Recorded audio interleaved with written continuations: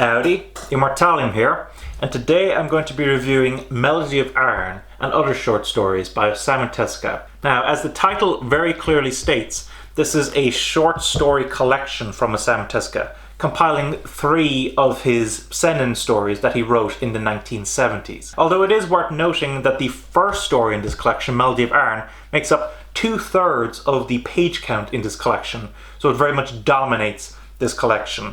There's 2 other short stories in here, and I'll get onto those in a little bit, but I'll start off by discussing Melody of Iron. So what is Melody of Iron about?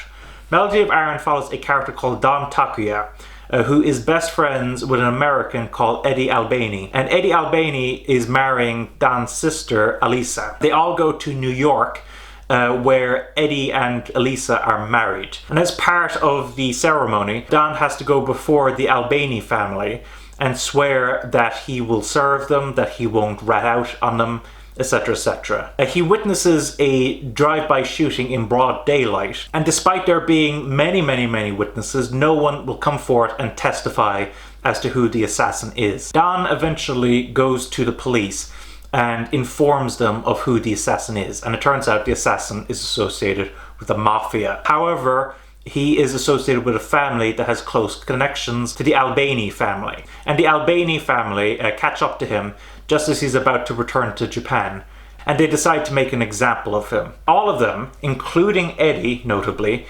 bring him to a railway track and tie his arms to the railway, and then use a cart to tear off his arms as an example. Don, as you might imagine, feels quite vengeful, and he decides that he is going to get replacement arms and that he's going to get his revenge on the Albany family. He comes across a war veteran who explains to him that he lost his legs during the war, that a doctor named Dr. McIntosh helped him gain the ability to move again. Encountering Dr. McIntosh, it becomes very clear that Dr. McIntosh specializes in ESP. And Don, wanting to get new arms that'll allow him to take vengeance on the Albany family, agrees to become part of his experiments. And that's how the story begins. Now, I have to say, I love revenge stories. And when I was reading this first chapter of Melody of Iron, I was like, oh my god, this story's so cool. You know, I'm really into it. I hope that Don gets revenge against the Albany family. I can't wait to see what he does to them. And as the story progressed, it went in a direction that I ended up not being as much of a fan of. I felt that this story ended up becoming quite moralistic about the fallacies of revenge, and while there are plenty of ways to do that correctly, I think Tezuka here was a bit too overt. So overall, I enjoyed Melody of Iron, but I didn't love it as much as I thought I would when I read that first chapter. The second story is called The White Shadow, and it's very short, it's only about 20 pages long. It follows a newly married woman who loses her husband during a ship cruise. His name is Norio, and afterwards she starts seeing him on all these white surfaces, him drowning. And as you might imagine, that is quite distressing to her. I won't go into more detail than that because at 20 pages long, it's a very short story, and anything beyond that is a spoiler. But I have to say, of the 3 stories here, I actually ended up enjoying The White Shadow the most. I thought it was a surprisingly sweet story, the direction that it ended up going in. And overall, I found it quite entertaining. The third story is called Revolution, and is about 50 pages long. It opens up with the birth of a son, and the mother is in bad condition, and it looks like she might not make it. However, she recovers, but interestingly believes herself to be a different person.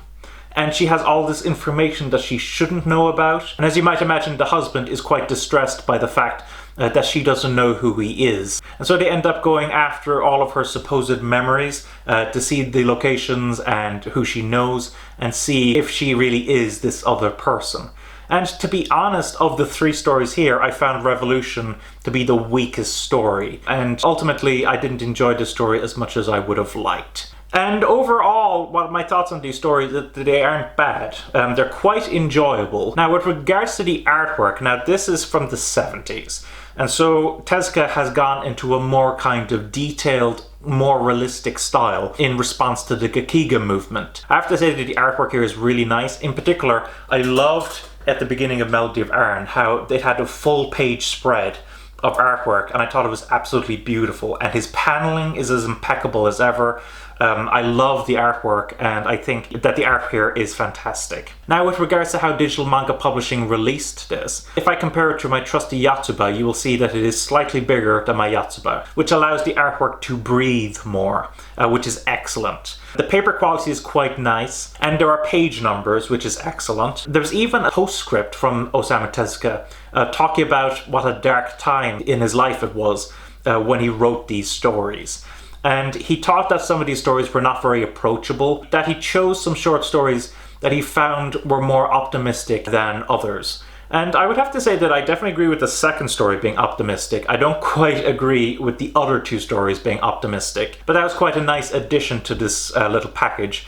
Now, the only problem is, of course, availability. And as I said in many of my other reviews of Osamu Tezuka manga published by Digital Manga Publishing, this is only available from emanga.com, which is a shame because the shipping cost can be quite high. Now, on the plus side, it seems that both the physical and the digital release is available as of the recording of this video. So if you do want to get a physical copy of this manga, you should be able to do so. Just know that the shipping costs will probably make it quite expensive. So overall, what are my thoughts on Melody of Arn and other short stories? As I mentioned before, I did quite enjoy some of these stories, in particular the second, and I really liked how the first story began. I wasn't quite as taken with the third story, but overall it was still a fine collection.